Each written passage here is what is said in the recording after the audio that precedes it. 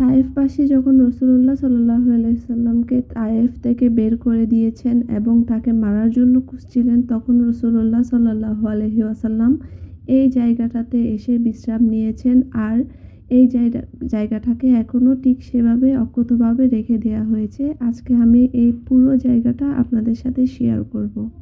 আসসালামু আলাইকুম। আমরা রওনা দিয়েছি তায়েফের উদ্দেশ্যে।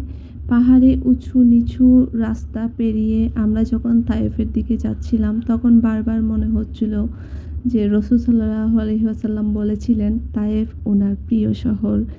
আসলে তায়েফ শহরটি অনেক সুন্দর। এত আঁকা-বাঁকা রাস্তা পার হয়ে পাহাড়ের উপরে সমতলে যে একটি শহর থাকতে পারে, এটা আসলে আমার চিন্তারও বাইরে ছিল।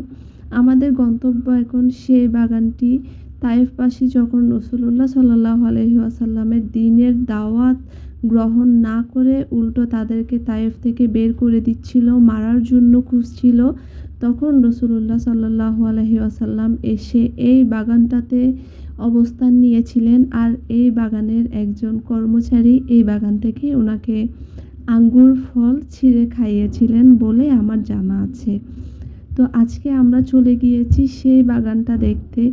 বাগানটা আজও সেই আগের আদলে রেখে দেয়া হয়েছে। তৎকালীন সময়ে আরবের একটি পাড়া বা মহল্লা যেরকম ছিল, ঠিক সেভাবে রাখা হয়েছে। উপরে একটি ছোট ব্রিজের মতো করা হয়েছে, যার উপর থেকে আপনি নিচে পুরো বাগানটি দেখতে পারবেন। মূলত এই বাগানটি তায়েফের আঙ্গুর বাগান নামে পরিচিত। তায়েফবাসী যখন রাসূলুল্লাহ সাল্লাল্লাহু আলাইহি ওয়াসাল্লাম এবং তার সাথে যিনি ছিলেন তাদের দুজনকেই হত্যা করার জন্য খুঁজছিলেন, তখন তারা এখানে এসে অবস্থান নিয়েছিলেন নিজেদের আত্মরক্ষার জন্য। তখন এখানে কর্মরত এক যুবক রাসূলুল্লাহ সাল্লাল্লাহু আলাইহি ওয়াসাল্লাম এবং উনার সহপাঠীকে যখন দেখেছেন, উনার মনে বেশ দয়া হয়েছে, মনে হয়েছে ওরা দুজনেই খুব ক্ষুধার্ত। তখন উনি রাসূলুল্লাহ সাল্লাল্লাহু আলাইহি ওয়াসাল্লামদেরকে আঙ্গুর অফার করেন, যার কারণে হয়তো এর নাম আঙ্গুর বাগান রেখে দেয়া হয়েছে এখনও।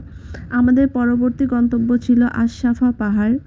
যদিও আমি তায়েফের সৌন্দর্যে এতটি বিমোহিত হয়ে গিয়েছি যে ভালোভাবে ভিডিও নিতে পারিনি, তবে ইনশাআল্লাহ চেষ্টা করব সেটিও আপনাদের কাছে ভিডিওর মাধ্যমে তুলে ধরতে।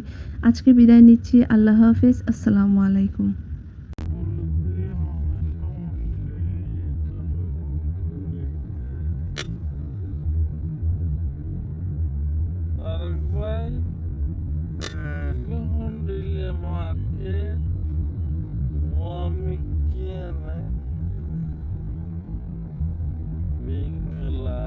And the ball with the other city got me here now.